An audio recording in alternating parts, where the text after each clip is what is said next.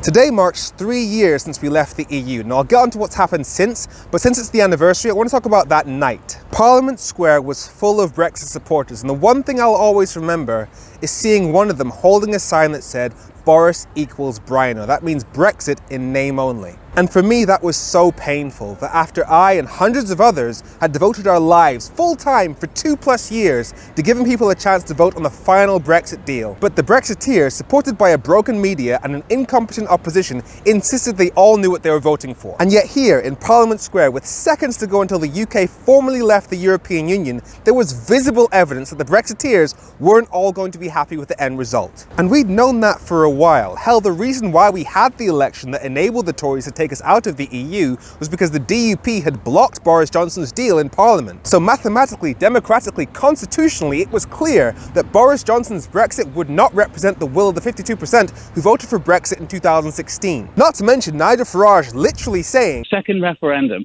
on the deal, which no one understands, and staying in the EU. I can see it as clearly. And you know what, Colin?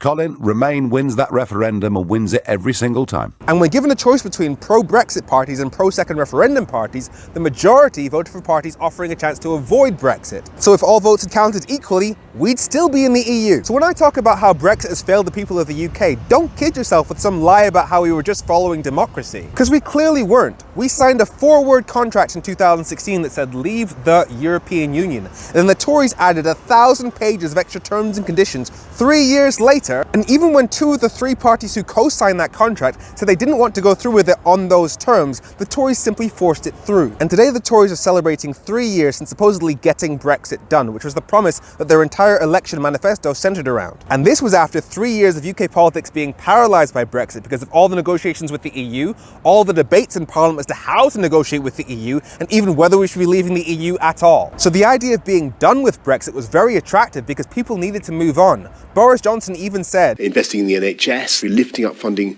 for education, putting 20,000 more police officers on the streets of this country. But you can only do all those things once you've got Brexit done and ended the uncertainty. People like me were doing our best to get this message out. We're going to be negotiating with the EU and arguing about this for 7 years if we have to go through with it. Which leaves 2 questions. Is Brexit done, and has it been worth the 7 years of chaos and division that it unleashed? Well, ultimately, Brexit is about our new relationship with the EU, which hadn't been negotiated in 2016, which is why Boris Johnson ran the election on the basis of his oven-ready Brexit deal. But part of that deal is the Northern Ireland Protocol, and even this very morning we had arch-Brexiteer Jacob Rees-Mogg saying, "Seems to me the Northern Ireland Protocol is failing and needs to be fundamentally reformed, if not abandoned." Okay. So in terms of negotiating our new relationship with the EU, it's objectively not done. And practically, well, last year the Tories pushed back the full implementation of Brexit by saying we wouldn't start doing proper checks on stuff we import from the EU until the end of 2023. So as you listen to Jacob Rees-Mogg, remember that he's talking about what he wants to happen this year. Do you know what impact this will actually have on prices in supermarkets? Well, some costs it would be quite significant.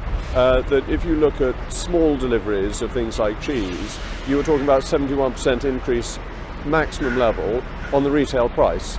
And frankly, at that level, goods just wouldn't have come in. Is a 70% increase in the cost of food, as well as potential food shortages, really what people need right now? Especially as the Bank of England has confirmed that Brexit has already added 6% to the cost of food. You see, it may have taken 7 years, but the Brexit debate is finally over. We know whether Brexit is good or bad for the UK. And it wasn't Remainers who had the last word, it was Brexiteers. Whether it's Rishi Sunak admitting that Brexit has damaged our trade, or the Chancellor saying that rejoining the EU single market would boost our economy, or Boris Johnson saying that Brexit was risking an exodus of Jews. If you're having to use words from the Old Testament to describe what you've done to your country, you've probably fucked up. Take all of that together, and that's an admission from the main politicians running Brexit that while the people of the UK are suffering the sharpest fall in living standards since records began, Brexit is making things worse, and instead of being done, it's only going to get even worse. And here we are with the government's own experts saying that Brexit is costing £100 billion a year, the fishing industry predicting losses of £300 million by 2026,